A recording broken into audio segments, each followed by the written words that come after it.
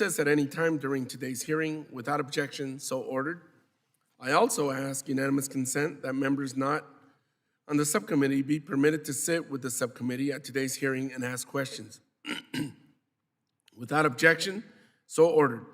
For members participating remotely, please let committee staff know as soon as possible if you are experiencing a connectivity issue or technical problems.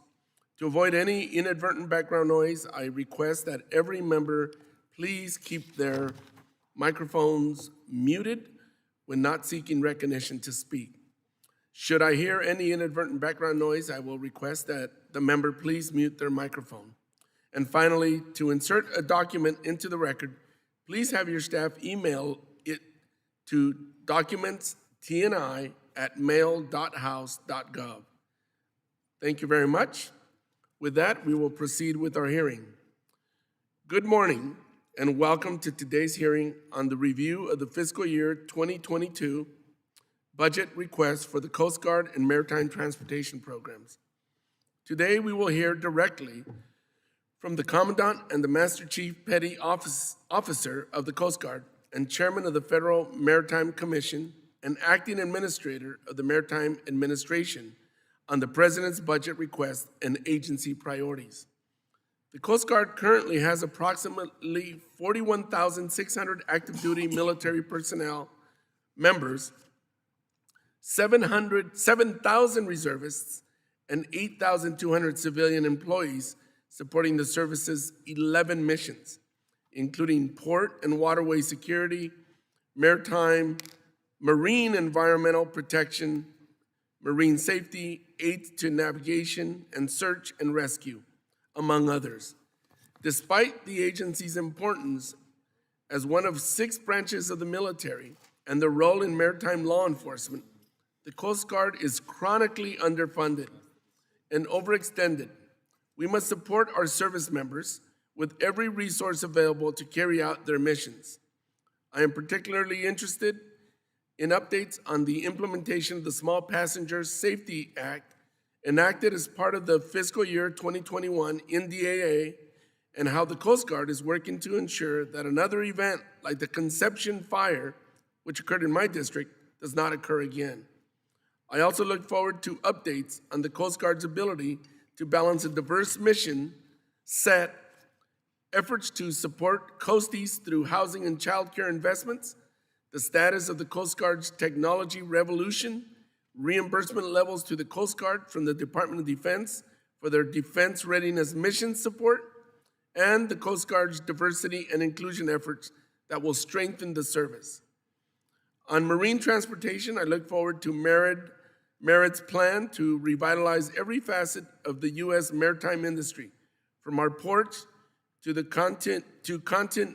continually declining U.S. flag fleet and the associated American merchant mariners. I would like to hear more about how the Port Infrastructure Development Program can help address and prepare for climate change. I'm particularly interested in how the Port Infrastructure Development Program will support the recently announced Morro Bay Wind Project offshore of my district. Building out the port infrastructure to receive and transmit this energy, as well as creating laydown space for shoreside wind turbine staging, is of critical importance and will take a significant investment. This project is especially timely for areas in my home district, such as San Luis Obispo County, who may need federal assistance to take full advantage of this budding energy industry. We must also invest in the maritime sector decarbonization. Merit's Maritime Environmental and Technical Assistance Programs is crucial to supporting the technological advances to position the United States as a leader in green shipping technology.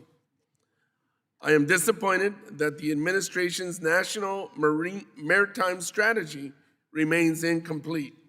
While mandated by legislation in 2014, Merit has yet to develop an implementation plan or report on regulations that impact the competitiveness of the industry. The U.S. flagged maritime fleet has declined to an unacceptable level, and the agency tasked with its promotion has refused to act. I hope that under new leadership, we see that change. Following up on last month's hearing on shipping container shortages and delays, and considering President Biden's executive order promoting competitiveness in the American economy, I look forward to hearing from the FMC on how they plan to allocate resources towards addressing these market concerns and ensuring an even playing field. We have a lot to cover and no time to waste, so let's jump into it. I look forward to our witnesses' testimonies and hearing each agency's spending priorities for the upcoming fiscal year. I now would like to call on ranking member of our subcommittee, Mr. Gibbs, for an opening statement. Thank you. Before I start, Mr. Chairman, I ask unanimous consent that Representative Van Drew's statement be submitted on the record. I guess he has laryngitis, so. Without objection, so ordered. Thank you, Mr. Chairman. Thank you for our witnesses. I'd like to say for being here today, I'd like to say it would be nice if you were here in person. It is my understanding at least one of our witnesses asked to be here in person, was told he could not be here in person, and I think that's the wrong way to go about it. Witnesses, if they chose to be here, they should be able to be here and have face-to-face interaction with committee members.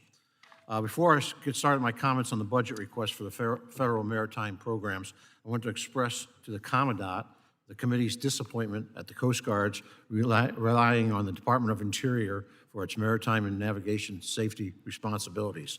Since Congress passed Section 414 of the Coast Guard Authorization Act of 2006, the committee has repeatedly reminded the Coast Guard of its responsibilities to establish areas of necessary for safe navigation before the Department of Interior leased areas on the outer continental shelf for wind farms.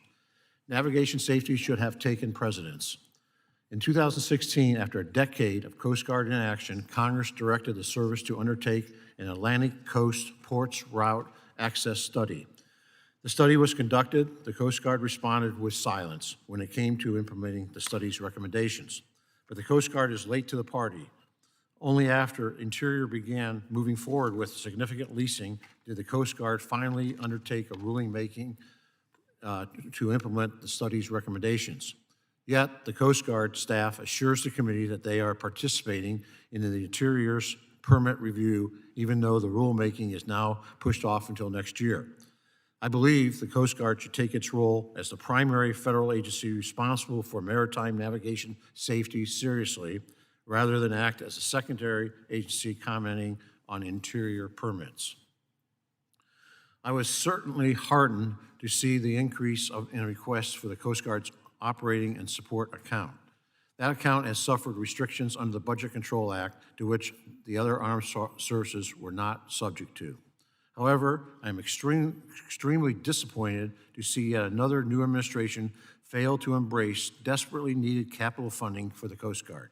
The Procurement Construction and Improvement Act account falls from an appropriate level of $2.2 billion and an authorized level of $3.3 billion in fiscal 21 to a requested level of $1.6 billion in FY22.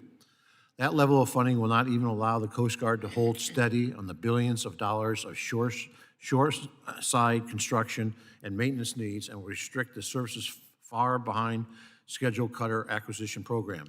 Though I do commend the Commandant for managing to get some amounts added to begin the long process of rehabilitating the service's crumbling IT infrastructure as an issue I've raised in the past. Slashing the PC&I account would also eliminate the opportunity to purchase the 12th National Security Cutter and up to 6 fast response cutters before those production lines grow cold and those opportunities are lost. I will work to see that the Congress steps in yet again to reverse the budget's request, harmful impact on the Coast Guard's acquisition budget, and in turn, the service's future mission capabilities. The Coast Guard's mission has grown more numerous and more complex since the Department of Homeland Security blessed the current fleet mix. Congress has directed the Coast Guard to re-examine that fleet mix, and I look forward to hearing from the Commandant when we'll see the updated analysis. I also noticed there is no request for funds for the new Great Lakes icebreaker. I will work with colleagues in the Great Lakes delegation to correct this oversight. Perhaps not today, but I would like to discuss further with the Coast Guard rather a single design may be used for a cutter that can break ice in the Great Lakes and carry out the missions of the Arctic National Security Cutter. Finally, let me commend Coast Guard Ensign David Zenko for his article in the U.S. Naval Institute's publication, Proceedings, Recommendation the Coast Guard establish and operate ELORAN. Since 2008, when Coast Guard discontinued the LORAN C signal, DOT and the Interagency Committee on Position, Timing, and Navigation has manifestly failed to provide a recommendation on or follow Congress's direction to establish a backup timing signal. It's nice to see that someone outside of Congress understands the urgency of the situation. As we all know too well, the United States is in the midst of a surge of imported cargo that is pressure testing the supply chain has led to greatly increased shipping costs and has negatively affected those distribute and retail imports and hurt some U.S. exporters, particularly ag exporters. I hope the Federal Maritime Commission Chairman Dan Maffei can update us on the status of fact finding number 29 and provide any recommendations for minimizing supply chain disruptions that may follow that fact finding. In addition, I am interested in know if the recent executive order on competition provides the Commission with any new authorities to prevent unfair and unreasonable practice by ocean shippers and marine terminal operators.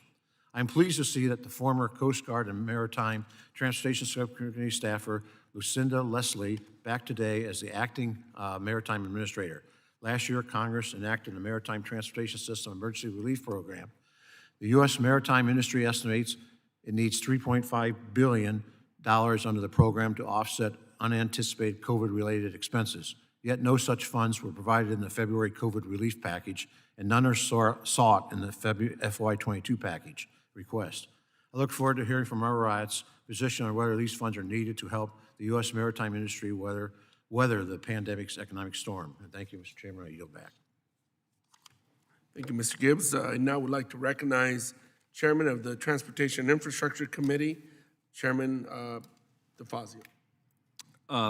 Thank you, Mr. Chairman. I'm disappointed. I know it's the trolls at OMB that Coast Guard has only requested a 0.3% increase in their overall budget. I often say to agency heads, we'd like to hear honestly what you need, and I have brought this up with a former commandant in terms of the unmet needs list every year.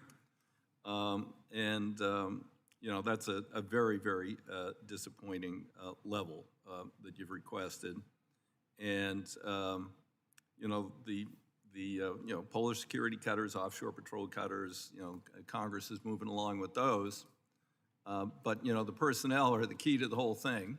We're getting a small pay increase, good. But a $2 billion and growing backlog, which the ranking member talked about, I couldn't agree with him more, on the shoreside infrastructure. That's the housing. Commandant was in Coos Bay last year and saw, they were doing some housing renovations, the coasties themselves, but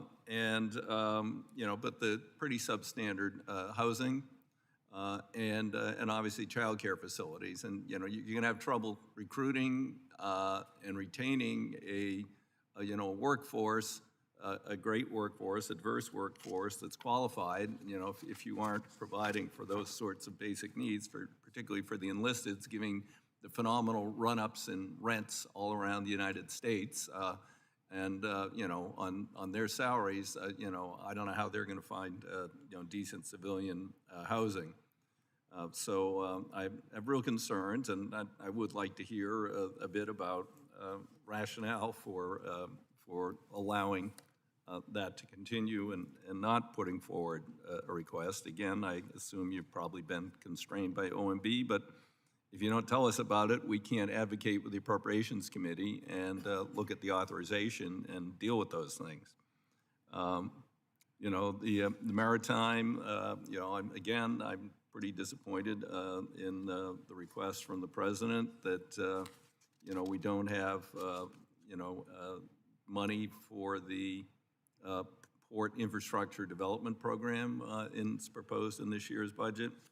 No funding for the Maritime Transportation Emergency Relief Authority. The maritime transportation system didn't get any relief during COVID, despite a number of us advocating for it in a couple of the packages. The industry is supposed to continue full and increased operations throughout the pandemic, but got no help.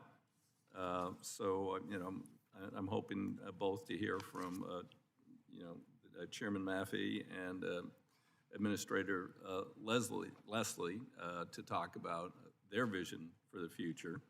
There is a minuscule increase for the Federal Maritime Commission, but you need additional resources, and we would have been pushing you to look at oversight and enforcement having to do with the big shipping conglomerates and their practices and essentially their pricing schemes. And we've got to continue to push hard on those things. And if you don't have the investigative staff and you don't have the resources you need, it's going to be very difficult. So I hope you all will be just really honest with us today, because if we hear about it, we can try and deal with it. We just shouldn't, deal with these. I was talking to someone at Homeland. My state has a huge problem with oath keepers and 3%ers and all that, particularly in my district. And we asked for a Homeland Security terrorism coordinator, and OMB said, oh, no, we can't have those, too expensive. 12 states wanted them. I mean, this is ridiculous. We need to meet the needs of the nation, and the jerks at OMB shouldn't be calling the shots. Thank you, Mr. Chairman. With that, I would now like to welcome the witnesses on our first panel. First, we have Admiral Carl Schultz, Commandant of the United States Coast Guard, the Honorable Daniel B. Maffei, Chairman of the Federal Maritime Commission, Master Chief Jason M. Vanderhaten, Master Chief Petty Officer of the United States Coast Guard, and last, Ms. Lucinda Leslie, Acting Administrator for the Maritime Administration. Thank you all for being here today, and I look forward to your testimony. Without objection, our witnesses' full statements will be included in the record. Since your written testimony has been made a part of the record, the subcommittee requests that you limit your oral testimony to 5 minutes. With that, we will proceed. Admiral Schultz, you may proceed. Well, good morning, Chairman DeFazio, Chairman Carbajal, Ranking Member Gibbs, members of the subcommittee, and I appreciate each of your strong words about the fiscal challenges and readiness challenges facing our service. I'm extraordinarily proud of our workforce and remain humbled to serve as their service chief. I appreciate the opportunity to testify before you today and appreciate you entering my written record for the record. On behalf of the men and women of our service, please accept my gratitude for your enduring support of the United States Coast Guard and our efforts to restore service readiness. Coast Guard readiness is at the core of our ability to meet the challenges of today while preparing for future threats and opportunities. The fiscal year 2021, last year's Consolidated Appropriations Act, helped sustain critical momentum for Coast Guard surface and aviation fleet recapitalization. It injected much needed funding to improve our aging shore and information technology infrastructure. It made essential investments in our workforce, the heart and soul of our service. Building off this momentum, the President's fiscal year 22 budget request reflects some of these same priorities as we look to continue our progress toward restoring readiness and providing our workforce with the capable assets, modern systems, and resilient infrastructure they need to conduct frontline operations.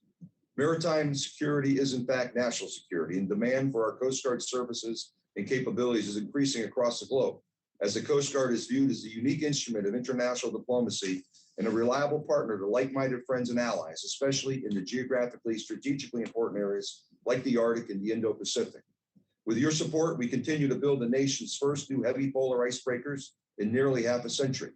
As mission demands continue to grow in the Arctic, completing the Polar Security Program of Record will enhance operational capability and capacity within the U.S. heavy icebreaking fleet.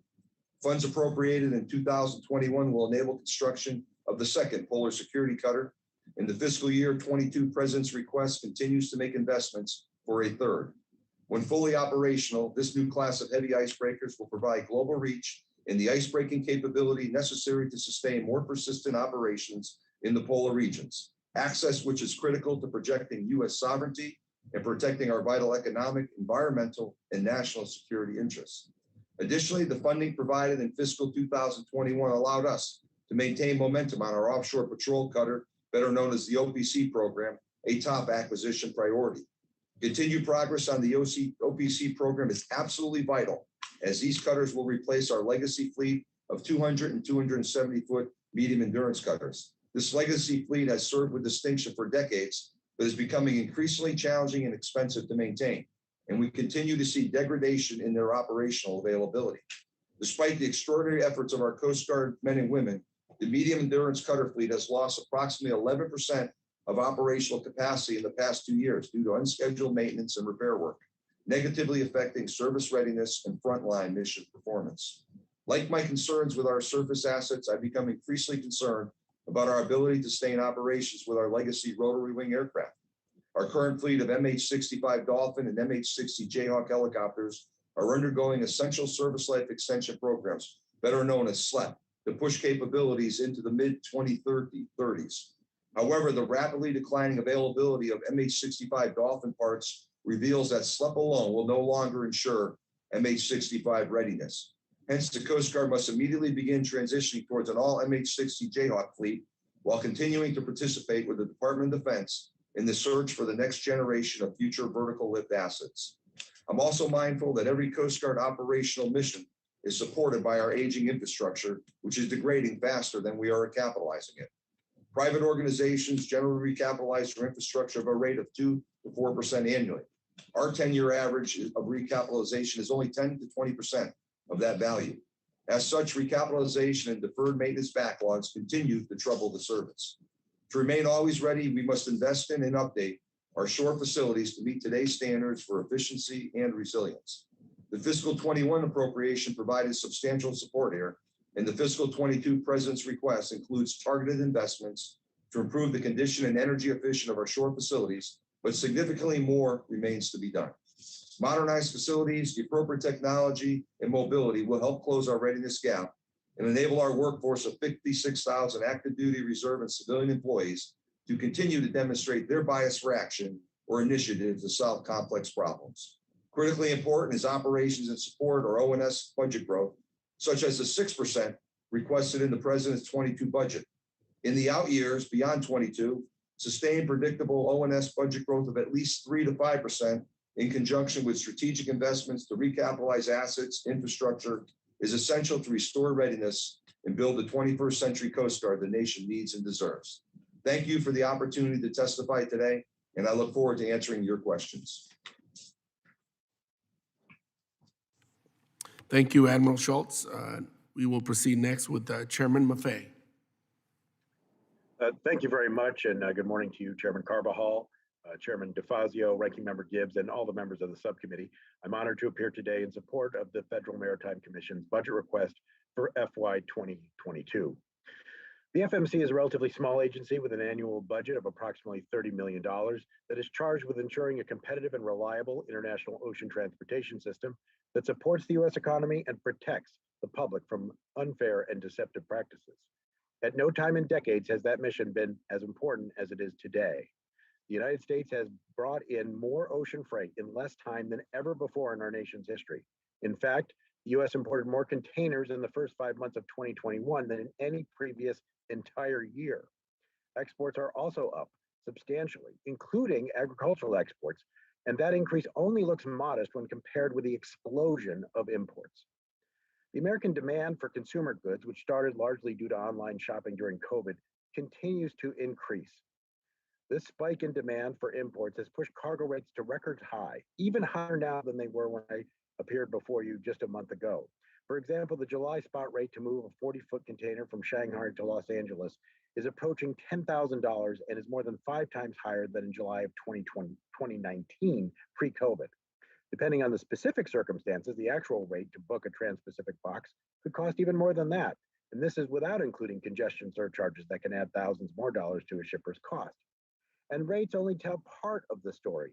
There is not enough space on ships for all the shippers that want space. And so some are having to wait for a future sailing And once on the ship, it may even be days or weeks of delay before it actually gets there. All of this notwithstanding, the world's container ship fleet remains effectively fully deployed, and ocean carriers have accelerated their ordering of new ships, containers, and other equipment. Despite some gains in capacity in our ports and maximization of the global container fleet, the overall capacity system is still limited by truck, rail, and warehouse space shortages. The situation is creating real hardship for some shippers, such as agricultural exporters that Ranking Member Gibbs mentioned, that deal, particularly those that deal with the low margin commodities, U.S. manufacturers that depend on specific imports from abroad, and small to medium-sized importers and ocean transportation intermediaries.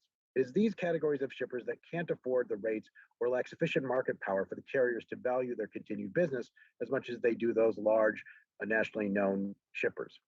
While the Shipping Act gives the FMC no authority to place a cap on rates or set quotas for export carriage or require carriers to offer the same rates to smaller shippers as bigger shippers, we do have the authority to take on a major source of headaches for shippers and truckers, and that's the unreasonable detention and demurrage fees. In the spring of 2020, the FMC unanimously voted for an interpretive rule that identified when these fees would be likely unreasonable and in violation of the Shipping Act. Late last year, the FMC launched an investigation of detention and demurrage, container return, and export carriage policies at our nation's two largest port complexes. The commissioner in charge of that fact-finding, Rebecca Dye, will present her interim recommendations at the FMC meeting next week. One recommendation that she and I have already discussed is to conduct audits of the major carriers to determine exactly what they are doing to comply with the detention and demurrage rules. Such an audit could inform additional rulemaking or enforcement. And given the urgency of the situation, this week I used my authority as chair to designate our managing director to lead the audits and start as soon as possible. Two other areas in urgent need of shoring up, given the current situation, are our Bureau of Enforcement and the Office of Consumer Affairs and Dispute Resolution Services, we call CATERS. As chairman, I've authorized additional hiring for these offices, which is in progress, including a specific advocate for exporters. Now, while we are working hard to maximize this year's resources, we respectfully request $30.8 million to fund FMC's operation for the coming year. This amount supports an agency workforce of 128 FTE employees, many of whom must have advanced degrees and/or specialized experience to facilitate implementation of all the provisions of the Shipping Act. That's why the bulk of our budget goes towards salaries and benefits. Lease and security represent the next part of our commission's budget, and the third largest part is technology, which allows our workforce to do their jobs both at the office and in telework when necessary. Again, I'm grateful for this opportunity to appear before you today, and I welcome any questions you may have about our budget request or about the ocean transportation system generally. Thank you. Thank you, Chairman Maffei. Master Chief Van der Heen, you may proceed. Good morning, Chairman DeFazio, Chairman Carbajal, Ranking Member Gibbs, members of the subcommittee. I want to join Admiral Schultz in extending my utmost gratitude on behalf of the men and women of the Coast Guard for your enduring support of our efforts to restore service readiness. The Coast Guard is a truly unique agency. We are an armed force of the United States, the nation's lead maritime enforcement agency, and we're a maritime safety and regulatory agency. The men and women I represent today truly make up the finest Coast Guard in the world. Our dedicated coasties are on the front lines every day, carrying out operations globally and protecting our homeland's maritime domain from constantly evolving threats. Our people accomplish a broad array of missions with a relatively small force. We are successful because we foster an inclusive work environment where all members understand the importance of their service to their nation. As with all services, the Coast Guard faces numerous challenges. The current challenge I am most concerned about is our ability to recruit and retain the workforce needed to operate our cutters, boats, and aircraft. As we replace our aging assets, the new cutters, helicopters, and planes being built require us to grow our workforce now so that we are prepared to operate, maintain these technologically advanced craft when they arrive. Although today we enjoy the highest retention rate of all the military services, we will need to retain the future workforce at an even higher rate to meet increasing mission demands both domestically and abroad. Coast Guard leadership is taking a proactive approach to improving our retention by analyzing, evaluating, and mitigating causes members might leave the service early. We contracted with outside agencies for several studies to provide the Coast Guard with recommendations to remove retention barriers and to provide better quality of life for all our members. Based on these recommendations, we implemented several workforce initiatives, including adjusting assignment policies to facilitate the co-location of dual military families and modernizing the body composition program to adopt compliance methods similar to what the Air Force and the Navy use. We also updated our parental leave policy, allowing for 120 days of leave for primary caregivers, and created a program where Coast Guard reservists can be called to active duty to backfill members when they go on prenatal, maternity, convalescent, and primary caregiver leave. These updates definitely enhance the quality of work life for our members while maintaining our high standards of readiness. Policy changes are just one avenue to improve retention, but policy change alone is not enough to retain our best and brightest. We developed an action plan to reinforce the importance of inclusive leadership at all levels, especially leadership by example. And we started at the top of the enlisted workforce to demonstrate our commitment to good leadership. We completely changed our advancement process to Master Chief Petty Officer. This new process includes a panel that conducts a thorough review of members' records with an emphasis on selecting proven leaders who exemplify our core values of honor, respect, and devotion to duty. We have also stepped up our leadership game by expanding the availability of mentoring. Our Office of Leadership recently launched a new mobile-enabled mentoring program to connect mentors with mentees through traditional one-on-one mentoring on a global basis. The industry-proven app-based mentoring program provides flexibility to people searching for a mentor. This technology enables members from across the service to connect with mentors of their choosing and gain valuable advice and insight to better manage their careers. And I just talked to the Chief Master Sergeant of the Air Force, Chief Bass, and the Air Force is also considering using this same mentoring program. As we build the Coast Guard workforce of the future, we recognize the imperative to be an employer of choice that reflects the public we serve. Last year, we entered into a study with the RAND Corporation to identify barriers of recruitment and retention of underrepresented racial, ethnic, and gender minorities in the active duty Coast Guard. That completed study will be delivered later this summer.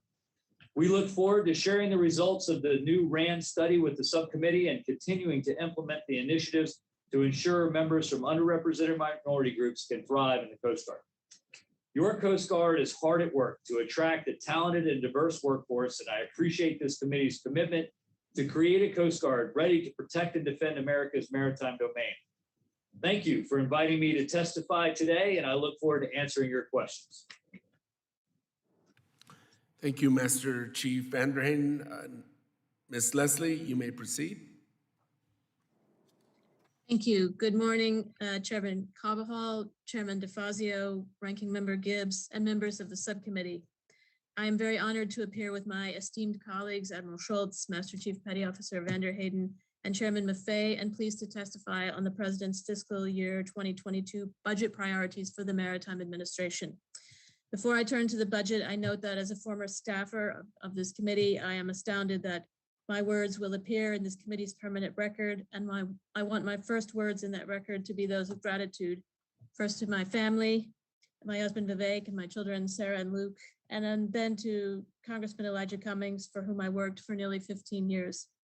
For my entire time with him, I handled his assignment on the T&I committee, and I worked on this very subcommittee during the 4 years in which he served as its chair. Without the opportunities Chairman Cummings gave me, I would not be here today, and more importantly, the guidance, counsel, and support he gave me and the wisdom and grace of his example made me a better person. I also want to thank the colleagues with whom I work now at MARAD and at the Department of Transportation. I am honored to work with these extraordinary public servants. As you know, the Maritime Administration supports our U.S. Merchant Marine, maintains the Ready Reserve Fleet, administers grant programs that invest in our ports and waterways, and operates the Merchant Marine Academy. MARAD is also supporting the President's Task Force on Supply Chain Disruption. Just last week, under the leadership of Secretary Buttigieg, the department held a roundtable with stakeholders from the ports of Los Angeles and Long Beach to discuss opportunities to address port and supply chain congestion. We were pleased that Chairman Maffei was able to join that event. To address critical infrastructure gaps while fostering and sustaining job opportunities in the maritime industry, the President's fiscal year 2022 budget requests just over $1 billion in funding for MARAD. Looking first at Sea Lift, the President's budget requests the full authorized amount of $318 million in funding for the Maritime Security Program, which will continue to assure DoD's access to these 60 ships. In addition, the President's budget requests $10 million for a new tanker security program.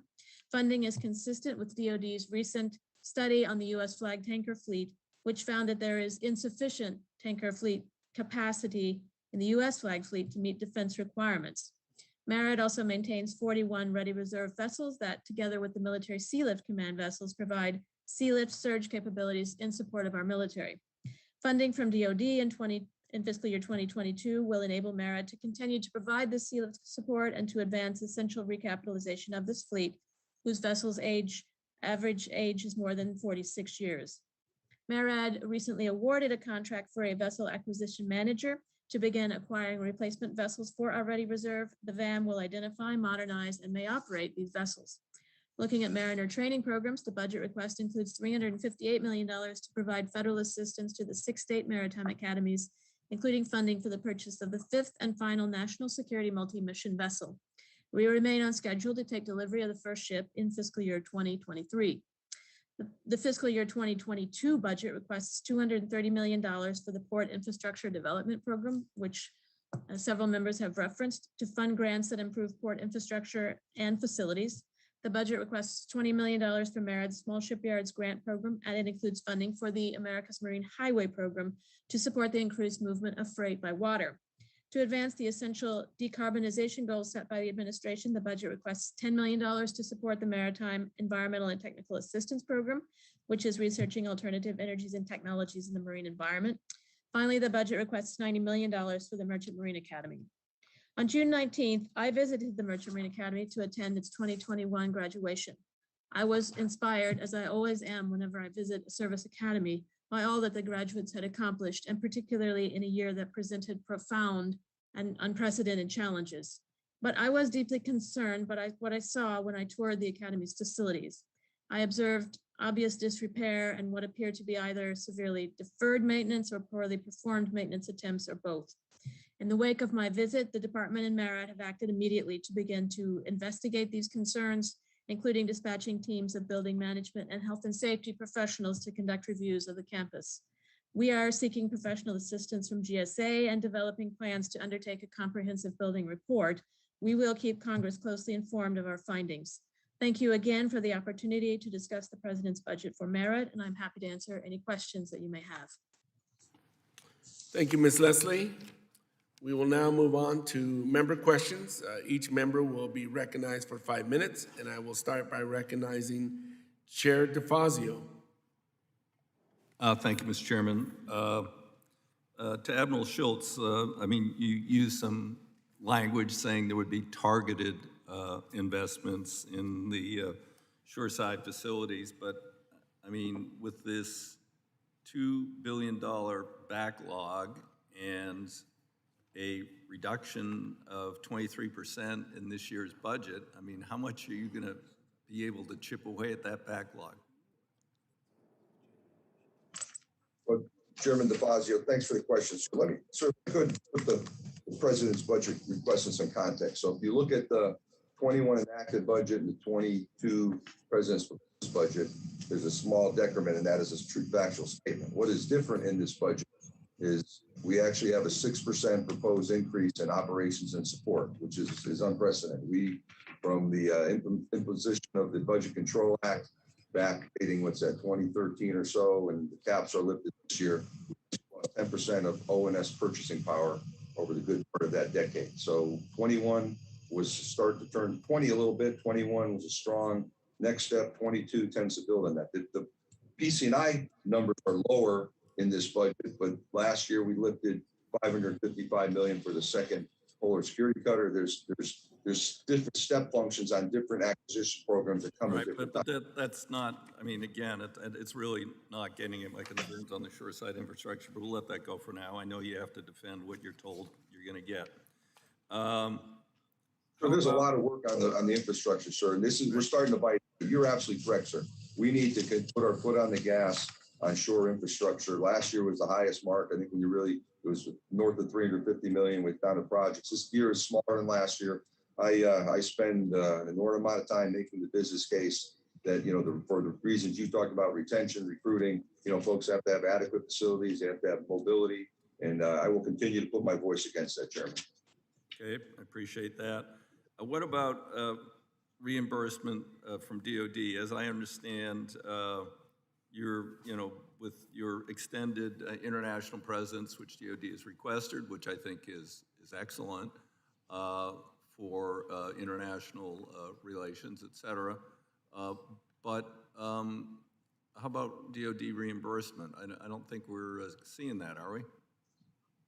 Well, Chairman, there's certain elements. So first and foremost, we are one of the 6 armed forces, as you know, a little different that we reside over in the Department of Homeland Security. We are part of the Joint Forces team and do have responsibilities across the globe. There are specific missions up in the Pacific Northwest, Maritime Force Protection Unit in Bangor. You understand the mission there, protecting the Bliss Vista sub. The sister element to that is down in Kings Bay, the National Capital Region Air Defense Mission here in Washington. Some of our port security unit work down in places like Guantanamo Bay. There's certain aspects where there is direct DOD reimbursement for our services. What we do on a day-to-day basis, when we're over in the Arabian Gulf in the 5th Fleet, what we call Patrol Forces Southwest Asia, that is funded under Overseas Contingencies Operations. We actually brought that in 21 into the Coast Guard budget at that appropriate level. There was an uptick last year for the new FRCs replacing 2 of the old Island patrol boats there. So I would tell you, sir, much of the work we do as part of the Joint Force, I think is appropriately funded to the Coast Guard's top line. I don't think we would do a reimbursable basis for the work we do. That would be extremely difficult. I think it's the specific things like maritime force protection work and other places that should be budgeted. Counter narcotics work. There's some 050 defense readiness funds that date back into the 80s that continue to play forward. They haven't been updated since about 2001. There might be a conversation there. So, but there's an interesting. You got to look at this. I think there's a lot of ways to look at this problem set. I think specific demand services we provide should be reimbursable. Other stuff I think is best addressed in our top line, sir. Okay. Mr. Maffei, how are you doing on the president's executive order saying FMC should ensure, fair market pricing? I mean, we continue to hear a lot, but also we hear that a lot of shippers are reluctant to file formal complaints because they're dealing basically with monopolies who will then maybe not serve them anymore. Thank you for the question, Chairman DeFazio. Essentially, well, first of all, I do want to thank the president for, in the wording of the executive order, he did respect the independence of the FMC. He did make 2 requests of the FMC, essentially. One, as you mentioned, that we crack down on unfair or unjust fees, such as the detention and demurrage charges that were deemed unreasonable in our spring 2020 rule. And the second, that we work with the Department of Justice to investigate and punish anti-competitive conduct. We've been doing a lot on the cracking down on unreasonable detention and demurrage, including an investigation launched last fall with Commissioner Dye that continues to go through and for the potentially for action, many different cases that we're looking at. But it's very important that we also have a audit program. I decided that it was important to look at all 9 of the major carriers, whether or not we were getting any complaints about them, because the way that this is working is it's not sort of a cut and dry thing. It's in billing. It's in those sort of details of whether or not there really is an appeals process or that sort of thing. So we're looking specifically at that. I would like to look at more stuff, but that we may not have the resources to do, so we're going to keep it to specifics. And then on the second thing with DOJ, it's very, very important. The concentrations in the industry are largely due to the mergers and acquisitions over the last 25 years that have brought us from 22 major carriers to less than 10. But the FMC doesn't have jurisdiction over those. Those are the jurisdiction of DOJ. So we're making sure we communicate. A memorandum of understanding has been signed and made public this week. And so we are going to make sure that that with the president's leadership, that we do pay attention to that, and we're very appreciative that he is instructing DOJ to help us. They're obviously a lot bigger, but it's going to take both of us to tackle the concentration issues you mentioned. Well, thanks. My time has expired, but yes, this president has awakened DOJ's antitrust division from a very, very long slumber. So hopefully they will become more active. Thank you, Mr. Chairman. Thank you, Mr. Chair. I'll now recognize Ranking Member Gibbs. Thank you, Chairman. Admiral Schultz, I'm sure you'll agree with me that the Coast Guard is the lead federal agency for navigation safety. You concur with that, right?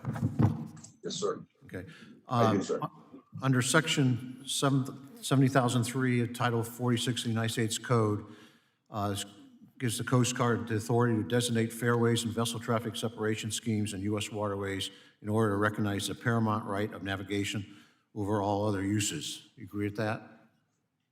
I do, sir. I do. Thank you. Yes.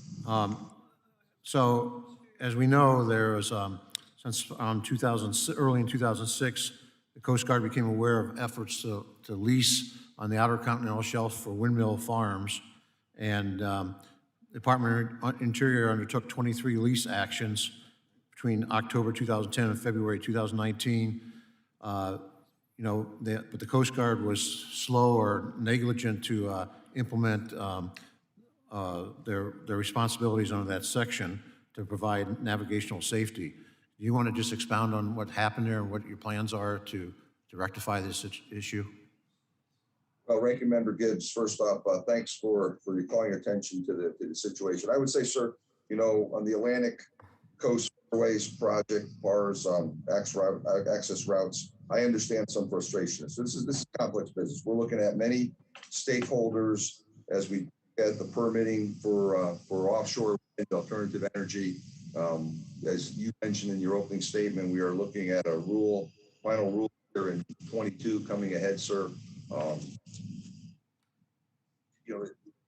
As you sort of look inside the Coast Guard workforce on the prevention side, waterways management, marine inspectors, I think the committee here knows as well as anybody some of the challenges. We were playing catch-up ball in terms of marine inspectors. Now, I landscape increasingly sophisticated, complex maritime domain.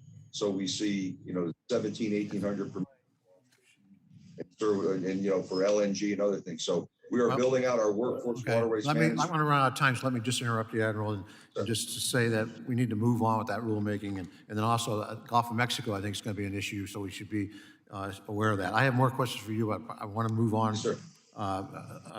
Maybe another round, but Chairman Maffei, the audit, first I want to commend you yesterday for announcing that you're going to do the audit for competition and everything.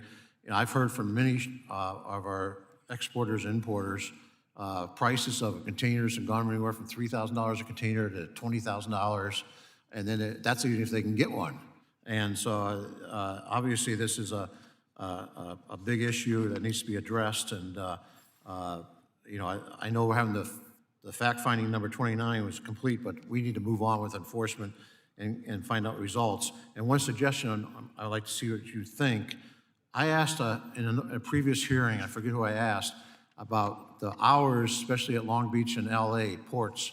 There's sometimes they could be working more, but they said they couldn't handle it because the containers, they can't offload, and the infrastructure's not there. Is there an issue, do you see, do we need to be talking with both your agency and the Surface Transportation Board, the Intermodal, to maybe connect these? Is that part of the problem, that why we can't have more operating hours at those two ports? Mr. Gibbs, I think it is, and in fact, Marty Oberman, the chair of the Surface Transportation Board, and I have already had discussions about how we can better work together between our two agencies to try to connect. But I will tell you, both of us are frustrated because there are areas such as some detention and demurrage charges that seem to not be in either one of these agencies' jurisdictions, or at least it's unclear. And I will say that it potentially maybe clarifying legislation might be helpful there. But we're certainly working together, and I would say the Republicans and Democrats in both the STB and the FMC. So we will get a more complete answer, but I Well, know that you're onto something. I've been told there's at least one rail line that's going to suspend operations from Long Beach into interior of the country for at least 7 days to, quote, catch up, unless you want to pay a meeting rate, a higher rate. I don't know how that helps the backlog by shutting down most of the operations. They ought to be doubling up. So I think there's an issue there. Before I run out of time here quickly, with your cooperation with the regulatory capability doing your audit, you know, what do you see with the Justice Department to increase competition and what ramifications you might be able to implement to help mitigate or rectify this issue we have? What issue specifically, the detention demurrage, you mean? Well, yeah, just the whole Yeah. well, I don't know if, well, I don't know if it's so- anti-competition, the demurrage cost, you know, this whole backlog cost and and the escalating cost going on. You know, it is this sort of nickel and diming thing that you know, the rate is the rate.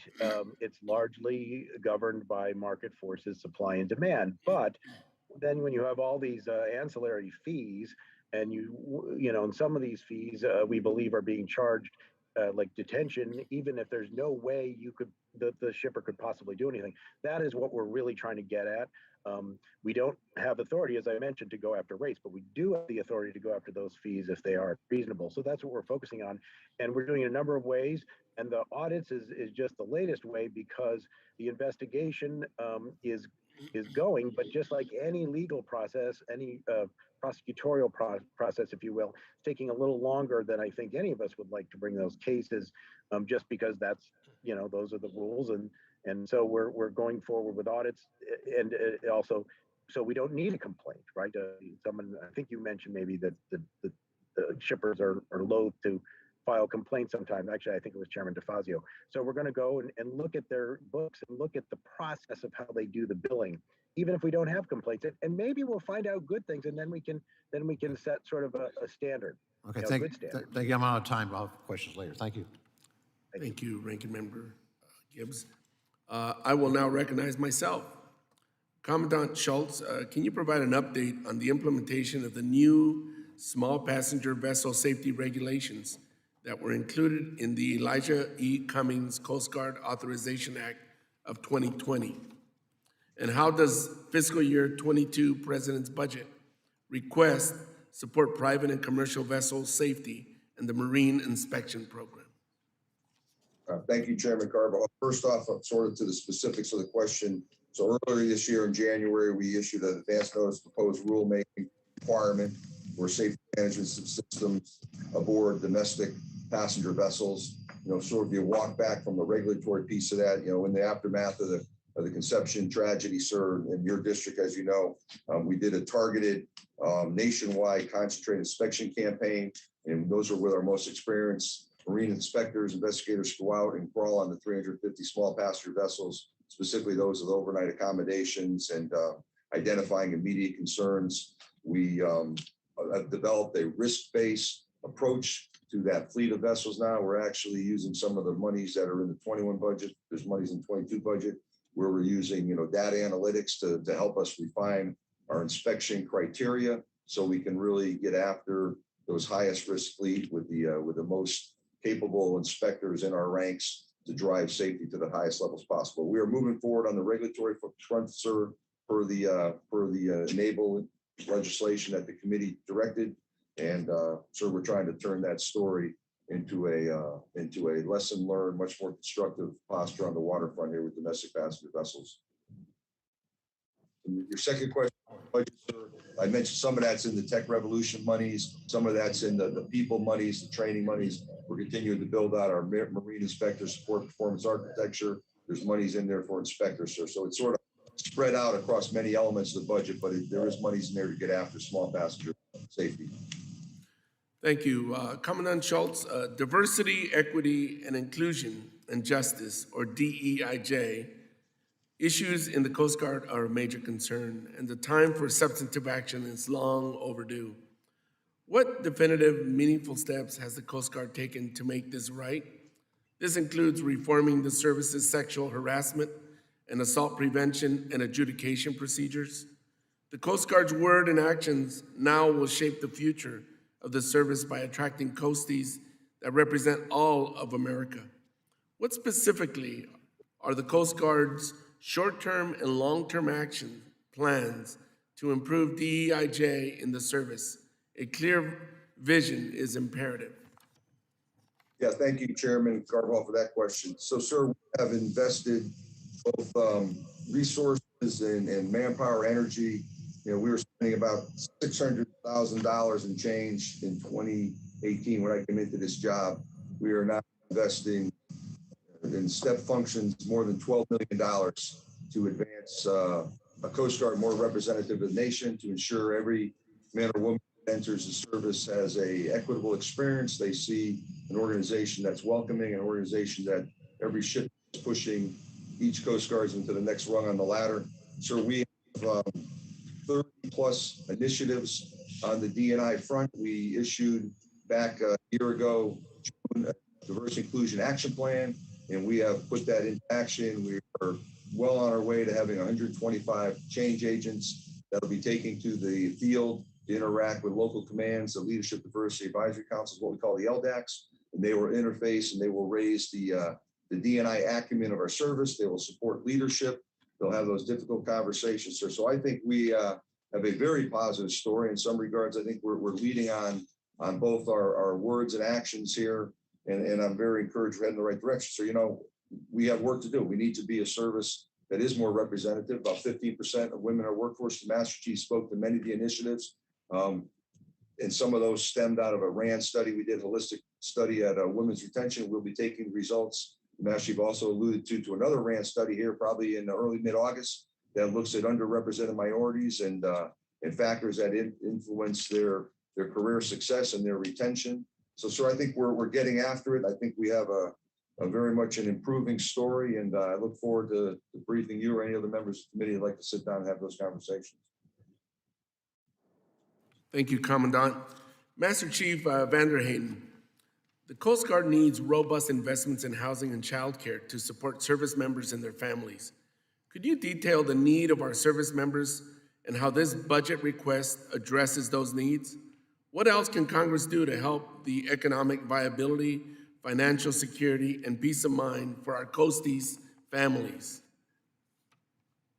Thank you, Chairman Carbajal. I appreciate the question.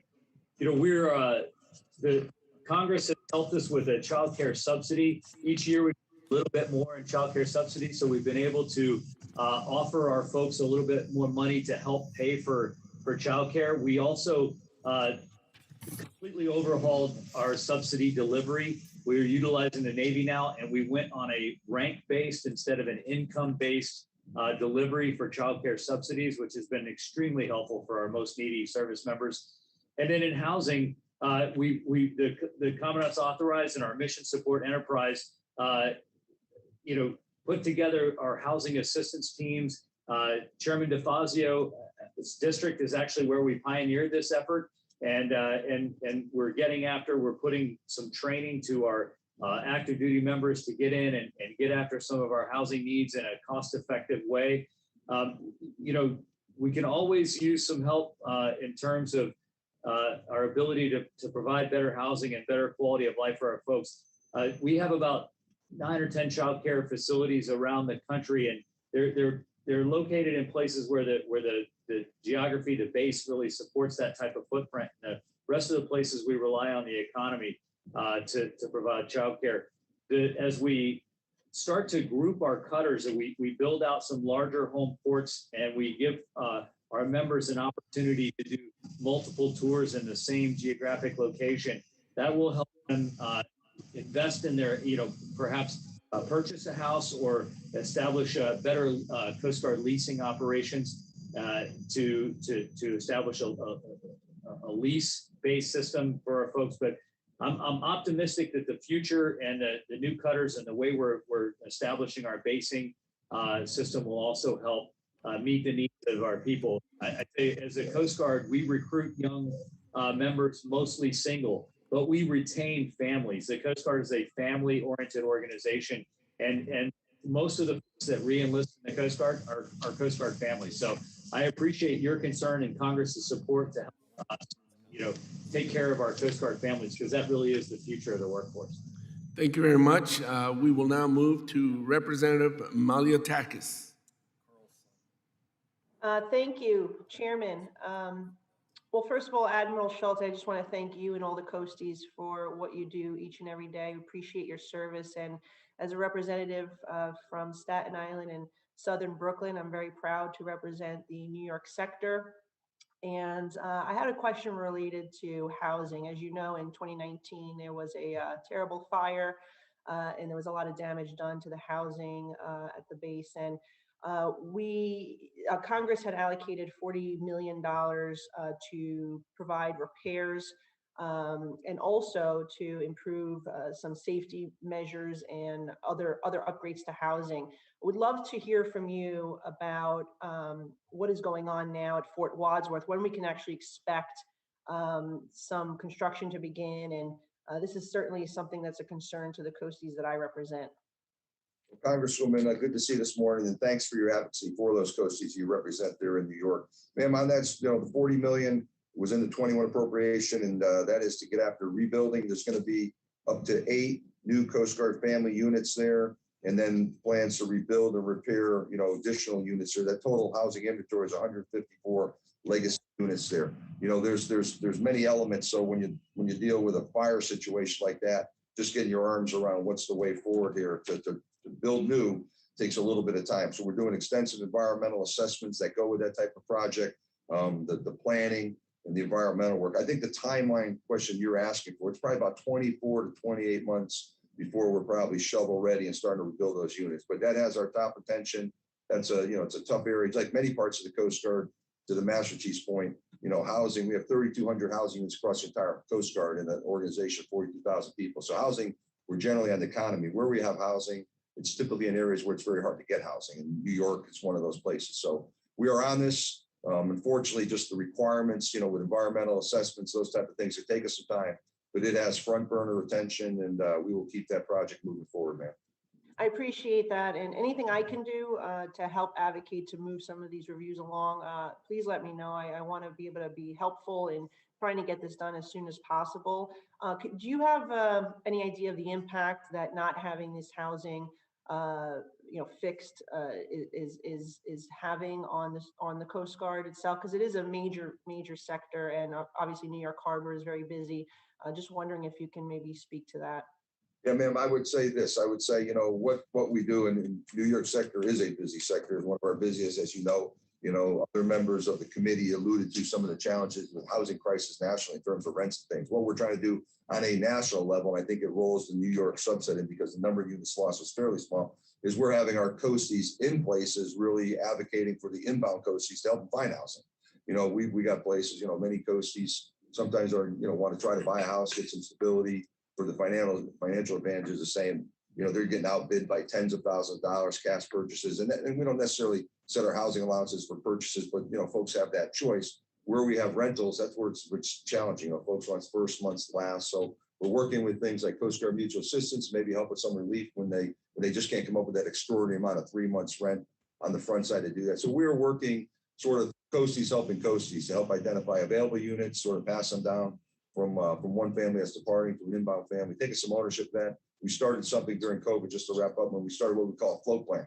Sort of a mariner takes their boat out up in New York, you tell somebody behind where you're going. So if you don't show up on time, they know something's wrong. We started the float plan for a PCS, permanent change of station coastie. If you're moving from Miami to New York, there's someone tracking that. There's a call-in number 24 hours a day. If you have a problem on the road, if your house of goods get delayed. So we are much more actively managing our relocations than we ever did before. That dates back to the COVID crisis, some of the lessons learned we're carrying forward, ma'am.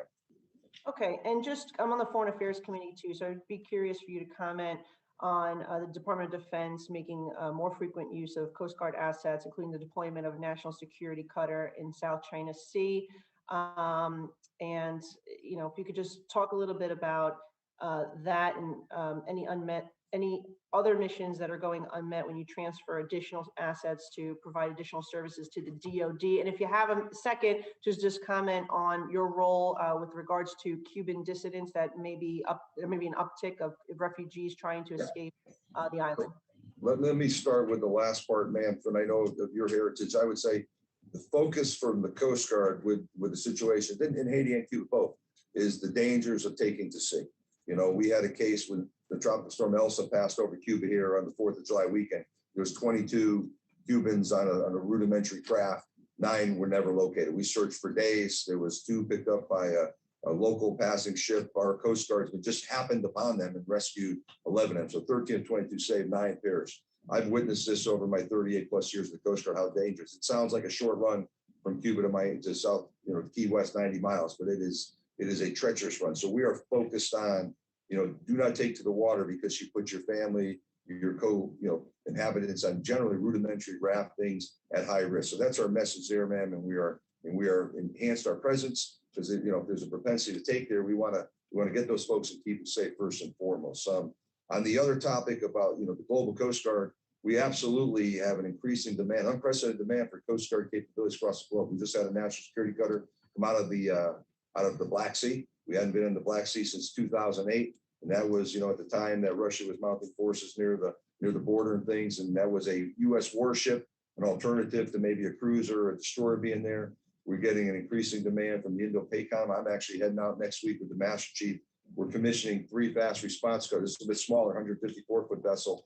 We're going to be operating out of Apra Harbor, Guam, but they have long 10,000-mile legs, and they're going to be able to go and touch places, offer an alternative to China's checkbook diplomacy by people-to-people relationships, capacity building. So, man, you're absolutely correct. We have an increasing demand for. We have a national security cutter getting ready to sail to the 7th Fleet right now, ma'am. Doing a Gentlewoman's lot of time has important work. expired. Thank you, ma'am. Thank you. The chair recognizes Mr. Larson for 5 minutes. Thank you, Mr. Chair. Admiral, good to see you. And my question is about Whidbey Island, which is in my district. Hearing concerns related to the rarely used federal anchorage called Holmes Harbor. And hearing from a lot of constituents about noise from the ships moored in the harbor, as well as bringing up environmental concerns. And it has to do with the supply chain issues at our ports. But from a Coast Guard perspective, what role do you have to move these ships to lesser used anchorages quickly and reduce the impacts on small communities like Holmes Harbor bearing the brunt of the delays at ports? Well, Congressman, from a Coast Guard perspective, and it's sort of linked to Ranking Member Gibbs' question, maritime safety, environmental stewardship, and that's our job there. So, we do not specifically manage the number of, the volume in the anchorage. We would anchorage when it's overcrowded. We think that poses a safety risk to other vessels in the anchorage. You put an anchor down, you draw a watch circle of the anchor, the ship tends to swing around the anchor. You're a man of the waterfront, you understand that. So our role would be to come in when there's, unsafe circumstances in an anchorage due to overcrowding. You're absolutely correct. The container prices, the shortage of containers, the backlogs in the ports.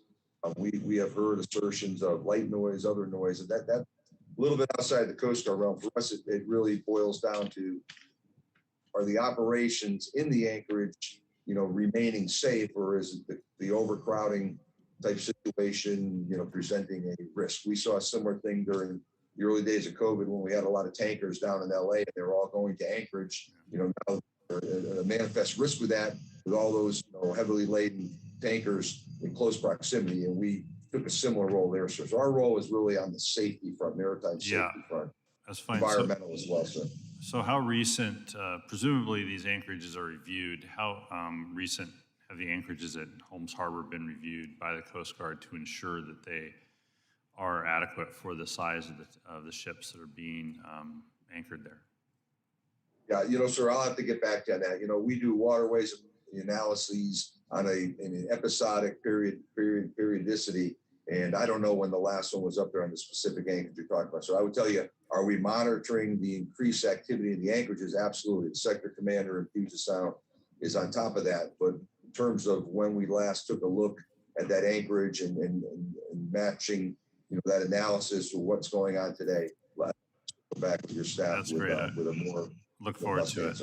Yeah, look forward to it. Section 8284 of the 2020 National Defense Bill requires the Coast Guard to issue a report and action plan on ORCA enforcement opportunities, and that report was due 21 days ago on June 30th, but I've been notified the report is being reviewed at the Office of Management and Budget, so I presume that we'll never see it. However, can you give us an update on the status of that report and the action plan itself rather than waiting for OMB to never get back to us? And when do you think we can see the final product?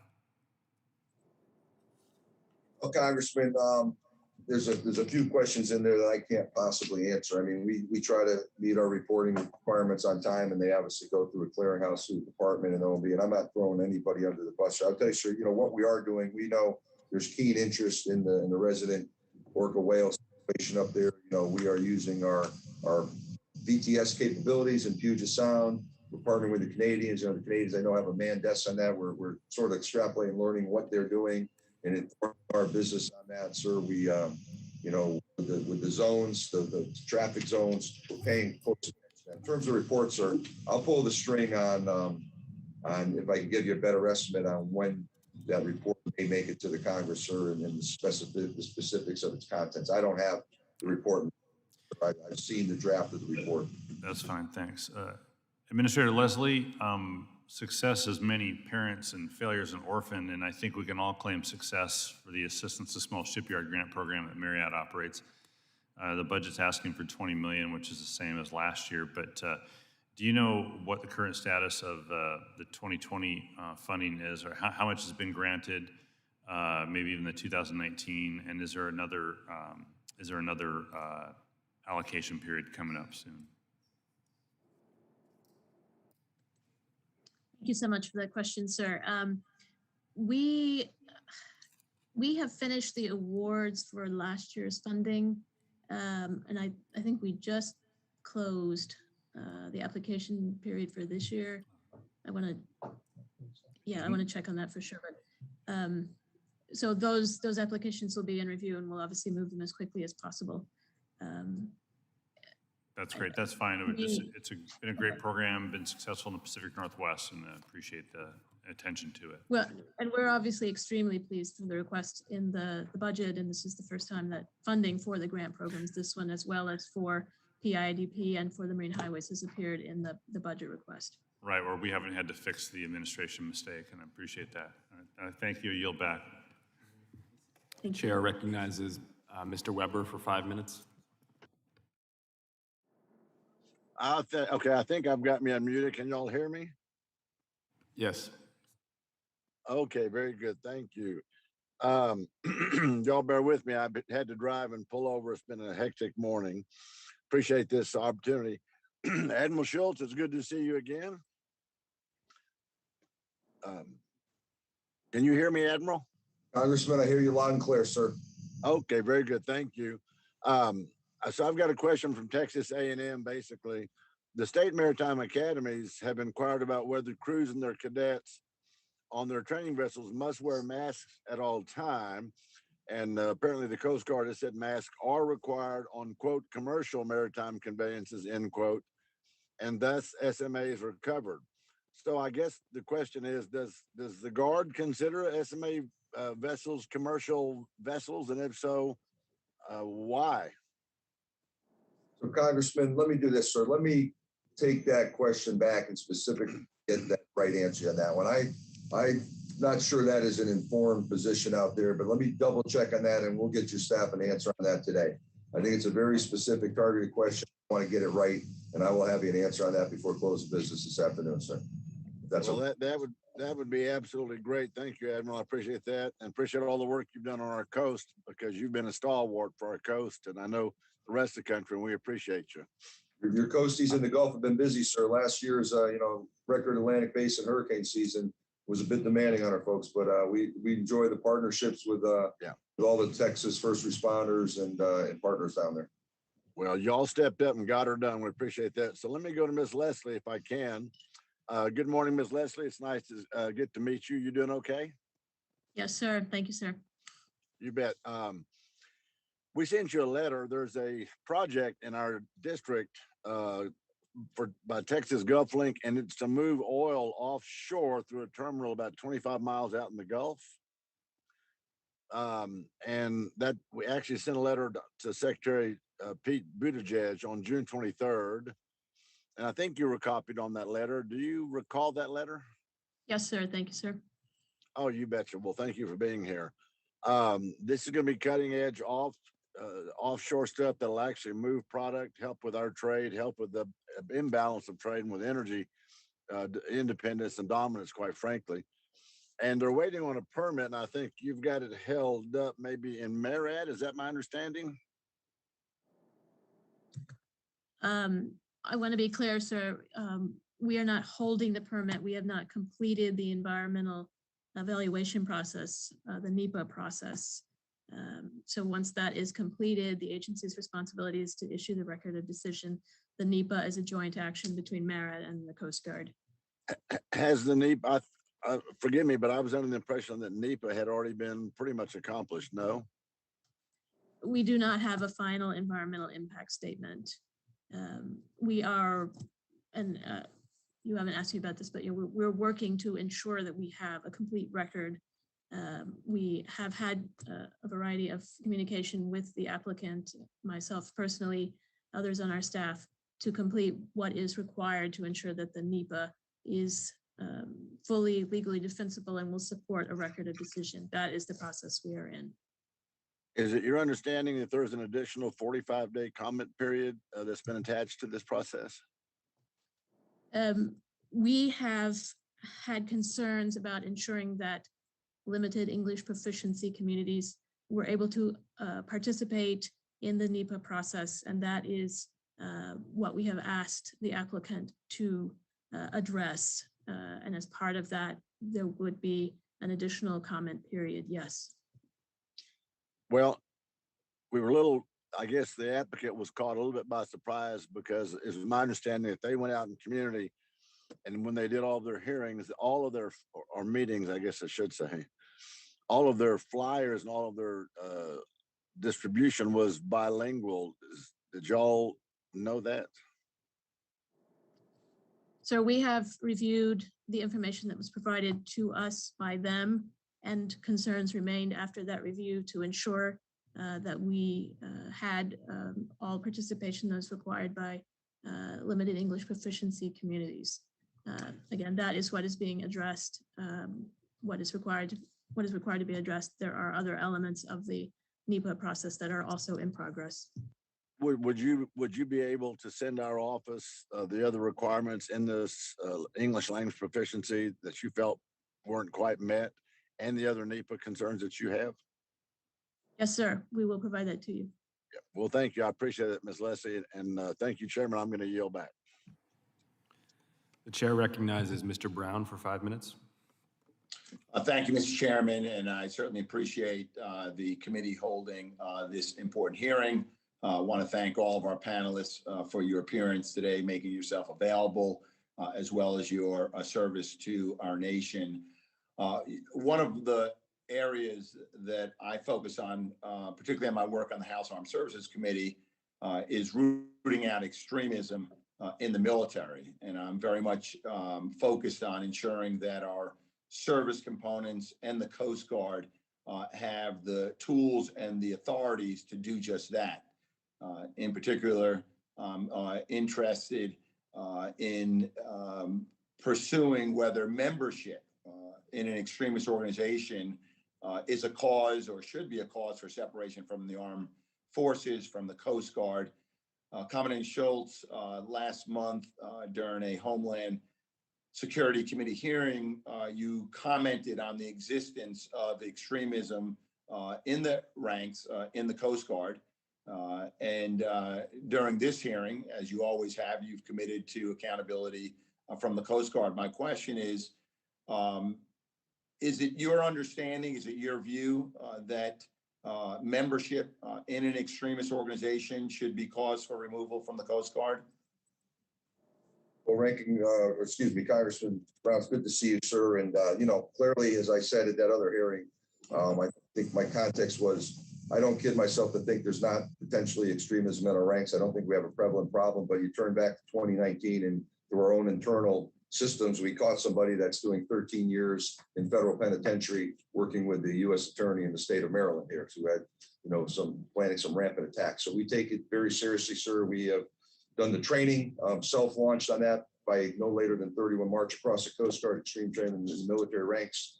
Extremism goes against our fundamental principles of the Constitution, sir, and it goes, against our core values. So your question about is membership an illegal activity for disenrollment from the service, sir, I think that has to be addressed at a level across the 6 armed services, probably through the legal counsel, sir. If we have folks that are demonstrating extremist behaviors beyond a membership, or whether they're not a member or not, then we are very concerned with that, sir, and we will investigate that and we'll root out those behaviors because they don't belong in our ranks. I hope that's response to your question. In terms of a membership, I think that's still ambiguous, and I'd want to circle back and talk to our lawyers. Today, that is not the standard, but I understand where you're going. If it's a manifest, we will absolutely investigate and take action, sir. Yeah, and I appreciate that. And I know that is a sticking point about, first of all, defining extremism and then membership versus participation. All I know is that I got to imagine if I surveyed your coasties and I asked them, how would it impact your morale and readiness knowing that you were serving side by side with a member of the Oath Keepers? I think we'd find that you would have a serious problem in your ranks, but you are correct. It is an issue that really needs to be worked out. And we need to make sure you've got the clarification on that and the authorities to address it if that does become a standard where membership is cause for separation or ineligibility from service. I would like to ask, last year in the Defense Authorization Act, we created the position of senior advisor, basically serving as the equivalent of a chief diversity officer who would report directly to you. Can you tell us whether or not you've appointed that senior advisor on diversity, and if not, what the status of that personnel action is? Yes, sir, Congressman Brown. So the short answer is I have appointed a chief diversity officer in an acting capacity while we're doing the actual hiring. For us, if you look at our hiring process, it's unfortunately, and it's been conflated a bit in this pandemic environment, it's north of 135 days. But we have put someone in the spot responsive to the legislation in the NDAA, and we are working on a permanent hire, and that is afoot as we speak today, sir. Excellent. And then finally, it's probably more of a comment because I don't have much time remaining. I was able to include in the Defense Authorization Act last year a GAO study requiring the GAO to study reimbursements to the Navy, particularly for some of the defense readiness resource allocations that are placing a tremendous demand on the Coast Guard, and I believe pulling you away from a number of your 10 sort of core non-defense mission requirements. So my time has expired. I, like others on the committee, are concerned to make sure that the Navy is not tapping into the Coast Guard as a resource and that you're not getting reimbursed to do your mission. So with that, thank you, Mr. Chair, and I yield back the balance of my time. The chair recognizes Mr. Lowenthal for 5 minutes.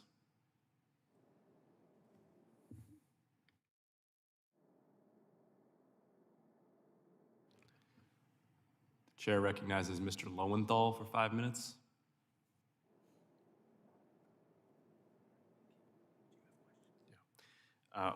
Looks like Mr. Lowenthal is otherwise engaged. The chair recognizes myself for 5 minutes. Ms. Leslie, this question's for you. With smart investments, we can ensure that our national security and maritime systems are as sustainable as they are effective. In my district, Bristol Community College is developing the National Offshore Wind Institute, which will provide the training and tools needed to develop a strong offshore wind sector. How will your budget requests advance the President's goal to achieve 30 gigawatts of offshore wind capacity by 2030? Thank you for that question, sir.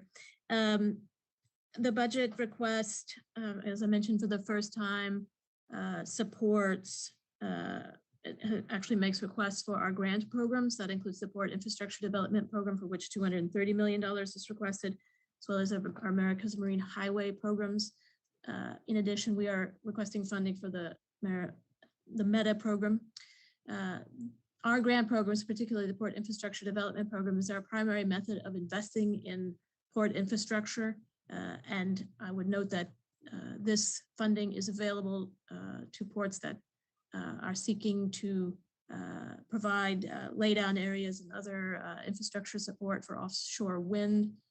I would also note that we have our Title 11 program, which provides funding for ship construction, would also be available for wind farm support vessels. These are really our primary areas of supporting port infrastructure.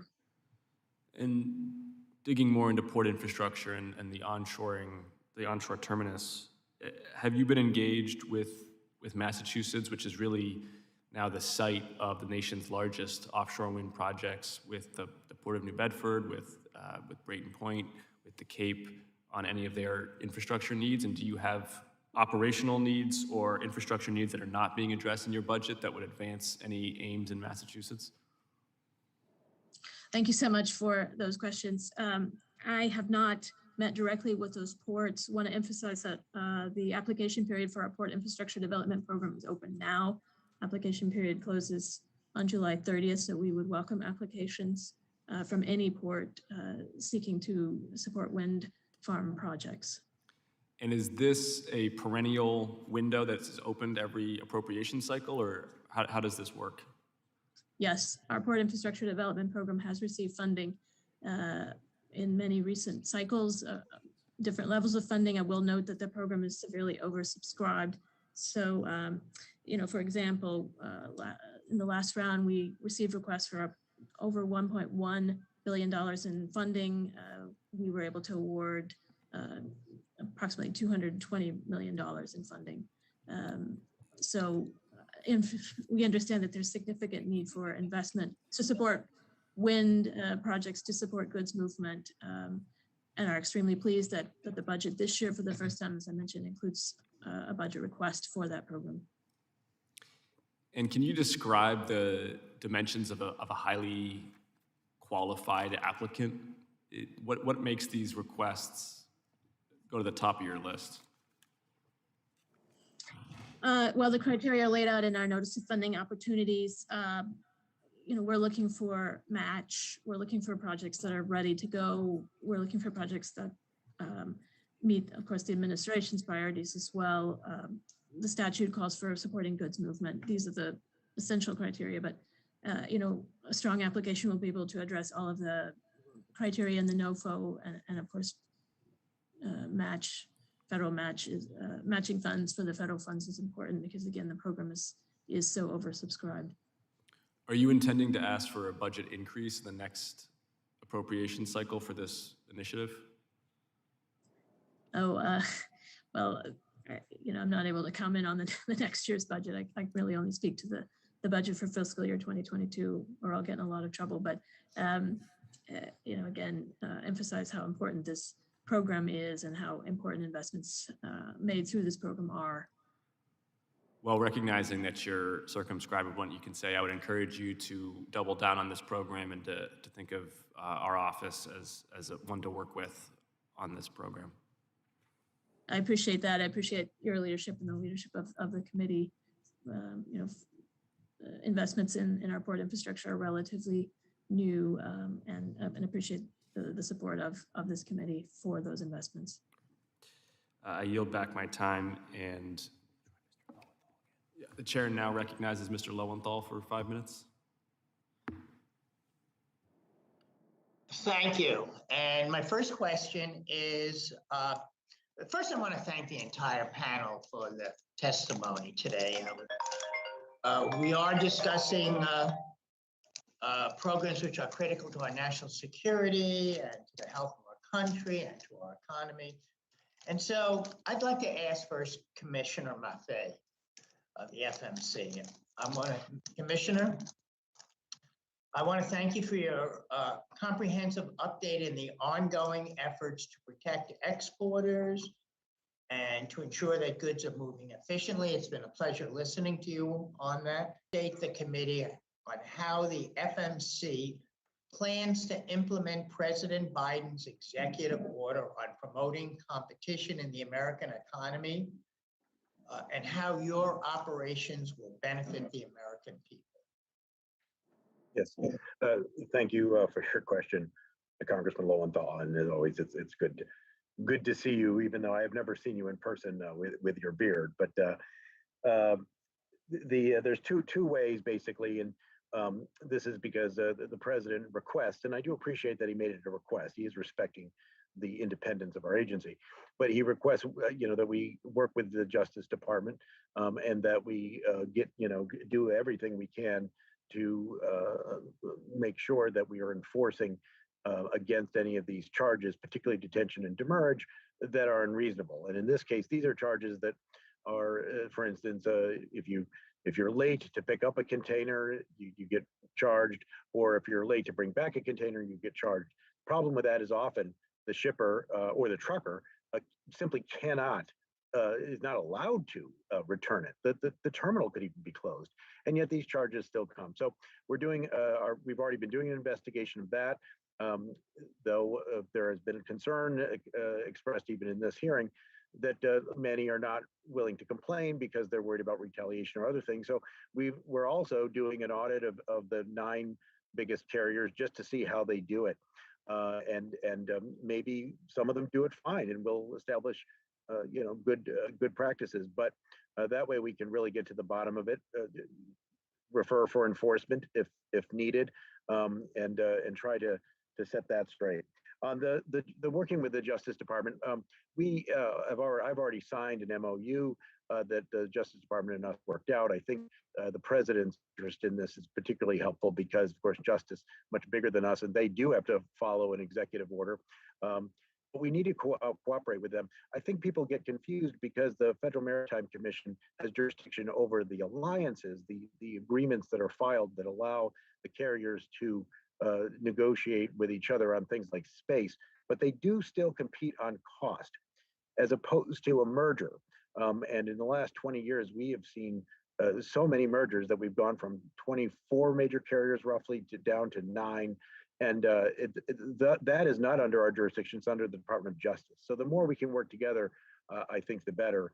And I might just add, Congressman Lowenthal, that it might be helpful if we did have some input into those mergers as well. Thank you, Commissioner Maffei. It's always nice to see you, even if I do have a beard. I think it's helpful. Ms. Leslie, I'd like to turn to you, and I know you've already responded to some questions about the Critical Port Infrastructure Development Program. I want to return to that, and you'll excuse me if you've already answered this, but I want to focus on one part of that.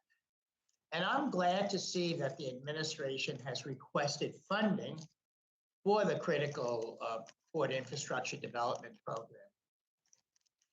However, Ms. Leslie, I am extremely concerned that we're not increasing funding to help address historic backlogs, as we've heard from Mr. Maffei, which are interrupting the flow of goods.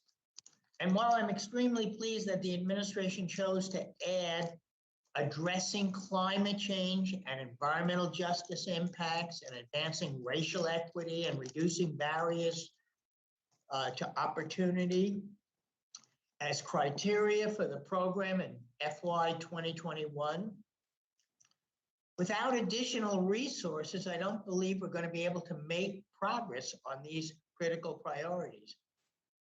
Can you address how the administration plans to advance these particular goals? Thank you, sir. Thank you so much for the question. As you mentioned, the NOFO that was issued for this year's funding does indeed reflect the administration's priorities, which is ensuring economic vitality, addressing climate change, and addressing environmental justice, advancing racial equity, and of course, leveraging federal funding, as I mentioned. We will look to continue with slightly less money. So I'm just not clear with all the infrastructure needs, how we do this. Sir, as I mentioned, I work for the committee, so I understand we work with the funding that is appropriated to us. As I mentioned, we understand there's a severe backlog. And I want to get to your point. We also understand there's an extraordinary challenge right now to move freight through the ports of Los Angeles and Long Beach and through the entire supply chain. This is getting highest priority from MARAD, from the department. As I mentioned, we just held a roundtable last week. We were able to meet with stakeholders across the entire spectrum, the port directors, the mayors of Los Angeles and Long Beach, Secretary Kim from CalSTA, rail, trucking, the ILWU, terminal operators, PMA. We recognize the extensive needs for infrastructure, but we also recognize that there are opportunities to reduce friction and improve goods movement right now. I also, and also increase the goals, and by increasing equity, and which are worthy goals, and I truly support it, with less money. Well, again, we operate with the amount that's appropriated to us. This is a remarkable budget for investment in infrastructure. The gentleman's time has expired. Thank you. I yield back. Chair recognizes Mr. Gibbs for 5 minutes. Thank you, Mr. Chairman. I've got a question here from Representative Jeff Van Drew. I guess he has laryngitis, but Master Chief, I understand the Coast Guard is about to begin a much-needed recapitalization of the training center at Cape May Barracks, where all enlisted members of the Coast Guard undergo basic training. The question is, what additional capacities will the Coast Guard acquire through this recapitalization? Well, Ranking Member Gibbs, thanks for asking that on behalf of Congressman Van Drew, who I happen to be a big fan of. Cape May is the birthplace of the enlisted workforce, and we need to put through about 4,000 young folks a year in order to meet the needs of the service. And that's difficult with the barracks that we have right now. We don't have an outdoor training facility. So when we want to test our young folks running in the wintertime, they do 26 laps around the basketball court in the gym. I mean, it's just it's a real challenge to be the world's best Coast Guard with the infrastructure we have at Cape May. So we're grateful, very grateful for the resources to recapitalize the barrack, to provide better training opportunities for folks. We're going to grow the Coast Guard over the next 10 to 12 years to be able to crew and maintain our new cutters and aircraft, and so we have to up the throughput in Cape May. So this new the new resources will allow us to provide approximately probably 250, maybe 300 more recruits through the training center. Okay, thank you, Master Chief. Commissioner Maffei, I just want to thank you, first of all, your comments about trying to deal with this issue of the cost of the containers and the supply management.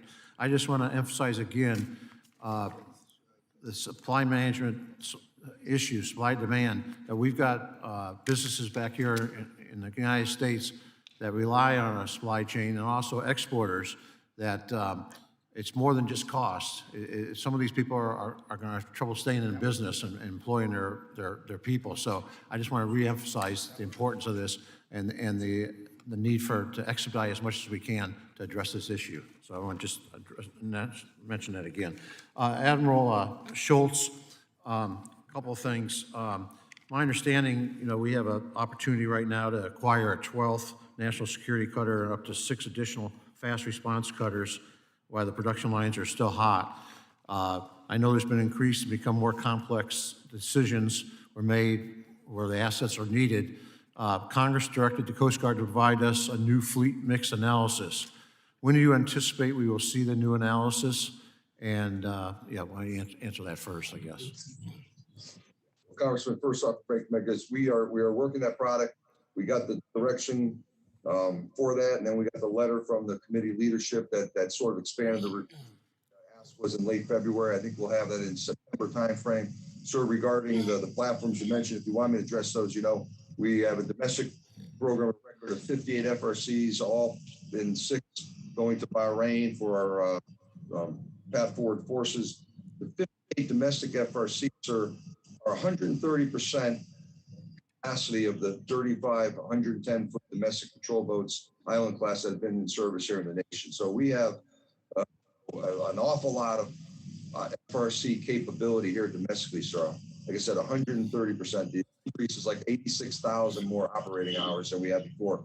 In terms of the 12th NSC, NSCs are great ships, sir. You know, the program record was 8. The Congress has supported the procurement of a 9th, 10th, 11th, 10 and 11 are under construction. You know, we, like Ms. Leslie's answer, you know, you sort of have a budget you work within. Our top acquisition priorities in the service community right now are Polar Security Cutter, OPC, and Waterways Commerce Cutters. Both conversations, just, it would be a nice to have, but it's hard to displace our other programs of record. Great Lakes Icebreaking, an effort, the 140-foot icebreaking tug rehabilitation program is complete. What percentage increase do you think this affects the icebreaking effort in the Great Lakes? Sure, we have, you know, the midlife on the 140s, the tugs has completed. We have 6 up there. We brought another one into the lakes. We have the GLIB, the Great Lakes Icebreaker. You know, when that fleet is all up, I believe we can cover down on all the mission requirements up there. Now, the fact is, you know, those icebreaking tugs, the first one was delivered around the mid-80s. So that's a approaching 40-year-old ship. You know, I project the reliability being a 40-year-old ship over the course of the next decade or two. It's clear to us that the Congress is signaling for more icebreaking capacity on the Great Lakes. So we're driving in on what a Great Lakes icebreaker LIB equivalent capability would be. We have an acquisition office stood up with funding we received back in 20, sir, and we're doing the analysis work, and then we're getting after what a solution would look like. There's going back and taking the LIB and redesigning that. So that's a 20-year-old plan. There's a lot of enhanced technologies, propulsion means that would not be a good start point, sir. But we understand the intent of Congress to look at more capacity on the Great Lakes, and I'm confident in our 140 fleet. But there's you know, this perception that we need more capacity, and those signals have been heard, sir, and we're getting after that. Well, I appreciate your you know, your willingness to address this issue, and the willingness, especially the Congressional Great Lakes delegation, the need for this and the importance of the Great Lakes, and appreciate all your efforts, and also thank you for your service. Good to see you again, Admiral. I yield back. Good to see you, Ranking Member. Thank you, sir. Thank you, Mr. Gibbs. Mr. Maffei, well, let me start by saying I will recognize myself now, and it looks like maybe the last speaker as well. Mr. Maffei, the Federal Maritime Commission levied only $103 in fines and penalties in fiscal year 2020. This is a significant decrease from 2019, when $660,000 was levied, and 2018, when $1,108,000 were assessed for penalties. In a year of unprecedented claims of wrongdoing, how can you explain this downward trend? Well, there's a couple of different ways that are important here. One of them is that is whether or not we can get the complaints, and that does involve some of those fears that we talked about earlier about retaliation or whatever. I will tell you, I do think there's an issue, but the number doesn't bother me so much because that's COVID related, and concluding these cases is rather challenging, and now a lot of them are coming up to the pipeline. So just like the carriers get backed up, sometimes these cases get backed up too. But what does concern me is that even when you do mention the times when we've been collecting fees, and I should note that I've only been chair since late March, so both those years where there were penalties collected in the year that you mentioned last year, I wasn't chair.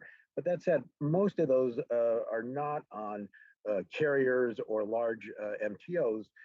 You know, there are technical violations, no qualified individual. They're important things, sometimes mislabeling type issues.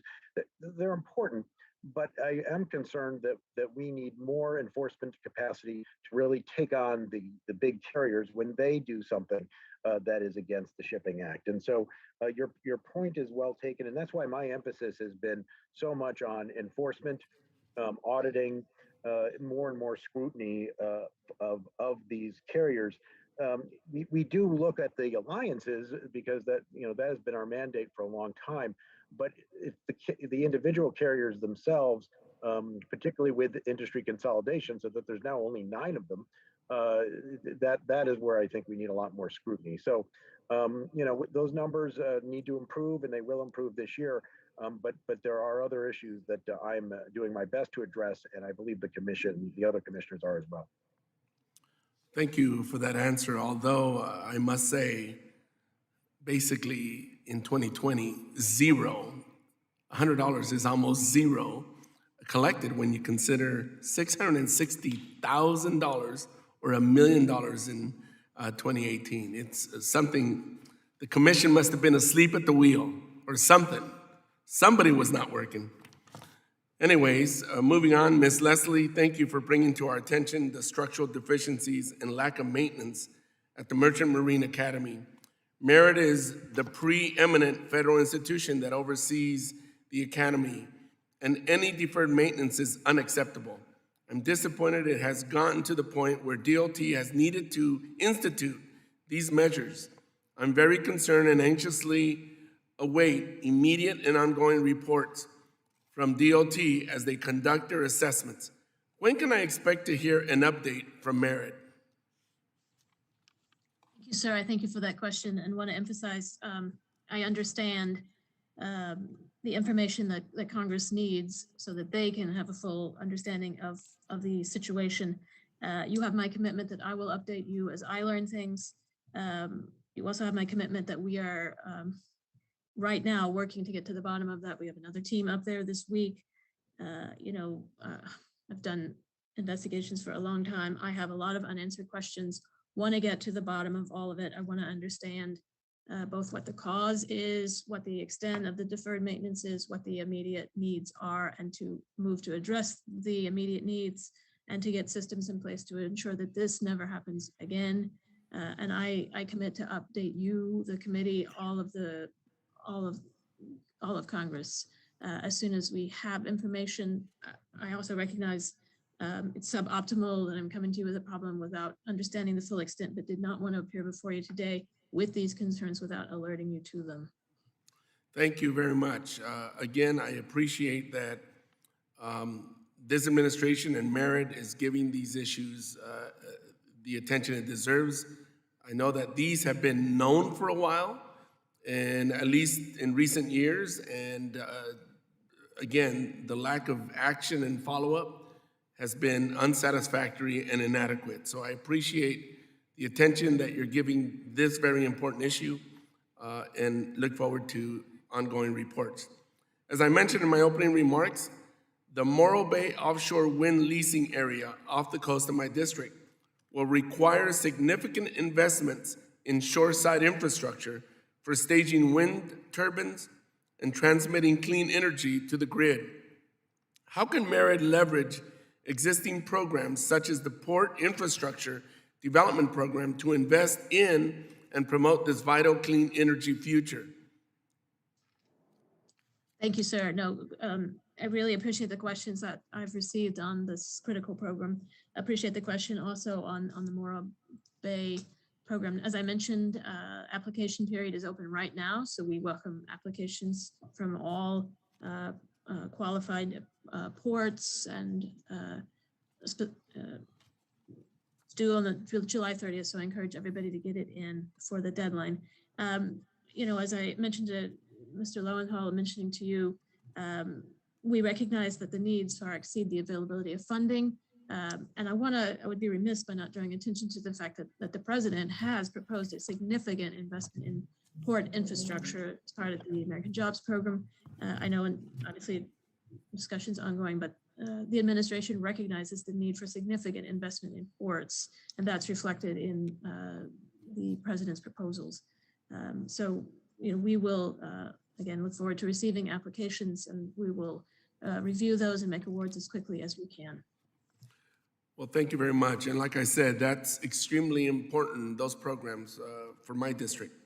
Ms. Leslie, these and similar green infrastructure investments are critical to reach our emission reduction goals, and yet Merit requests no additional funding for PIDP. Please explain how additional funding for the program could help to address emission reduction goals. Thank you so much. Well, obviously, if we have additional funds to invest, we can support additional port infrastructure, and that includes infrastructure that would reduce emissions. You mentioned, I just want to be clear, for the first time, a president's budget has requested funding for the PIDP. And of course, the president has proposed an entire program to make our ports, to address emissions associated with port operations. So the administration understands the extent of the need and has proposed historic and unprecedented investments in port infrastructure. Well, thank you very much. This concludes our hearing for today. Oh, 1 second, Ranking Member Gibbs. I just, Mr. Chairman, I have unanimous consent for Representative Don Young's questions for put in the record. Without objection, so ordered. With that, again, this concludes our hearing for today. I would like to thank each of the witnesses for their testimony. I ask unanimous consent that the record of today's hearing remain open until such time as our witnesses have provided answers to any questions that may be submitted to them in writing. I also ask unanimous consent that the record remain open for 15 days for additional comments and information submitted by members or witnesses to be included in the record of today's hearing. Without objection, so ordered, the subcommittee stands adjourned.